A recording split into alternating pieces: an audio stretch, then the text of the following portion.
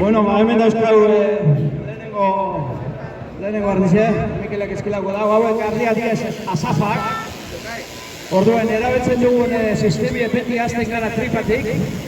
Ez dakit hemen zuek badauko zuen lana tripa edo artile edo hilie tripan, baina ardize bai.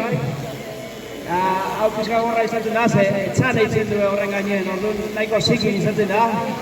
Empezamos siempre desde el vientre hacia abajo con la tripa, limpiando la tripa y se aparta la lana de la tripa. Eso luego se aprovecha para el compost o lo que sea. Luego empieza la primera pata y abre ahí. El sistema que utilizamos desde Nueva Zelanda inventó por un tal Godfrey Cohen,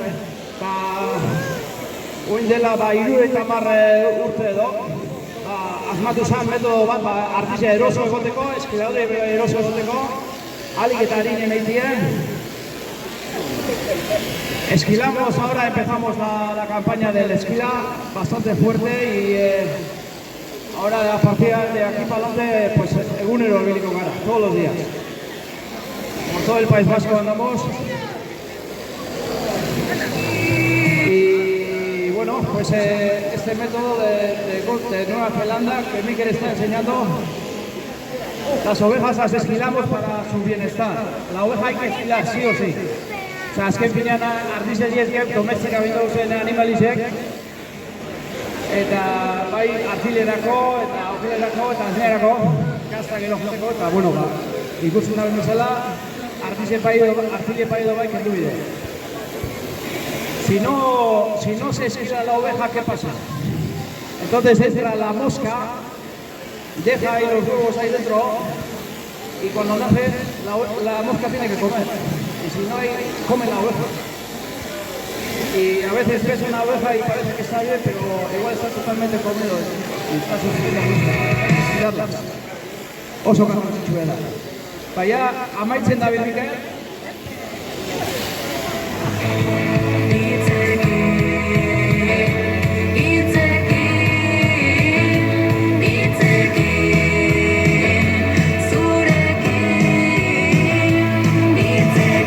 Ikusten duzuen bezala, honen artilea, ikusten duzuen honak pizkurre, se ven los rizos, el rizado de la lana.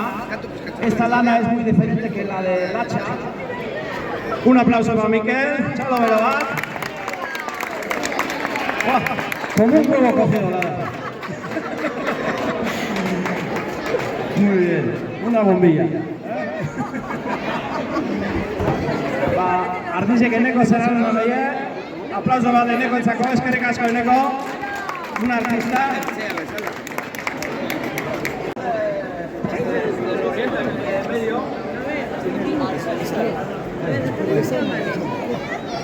Bai, ondo. Entzuten da? Entzuten zuen? Bai, ondo. Bueno, hauek artiziak azafa.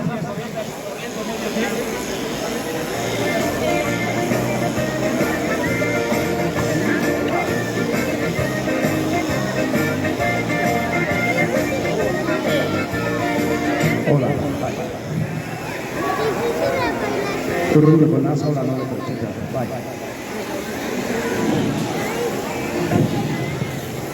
Erabiltzen dugu zen tresnak, honakoak izaten diez, hau buru bat ditzen da.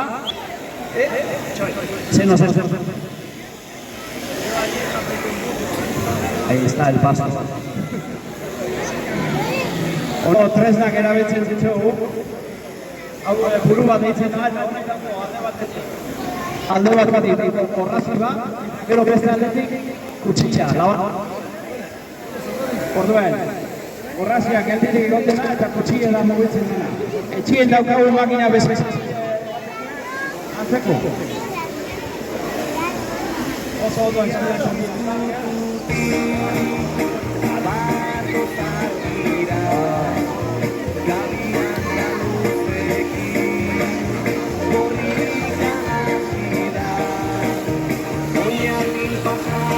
Algunos igual conocéis esa máquina también, Guraizeak, bai, aurreko niño be erabiltzen duguz, eta txapelketa egin dugu abandinen aurten txapelketa egin dugu eta Guraizeaz eta makinaz egin dugu.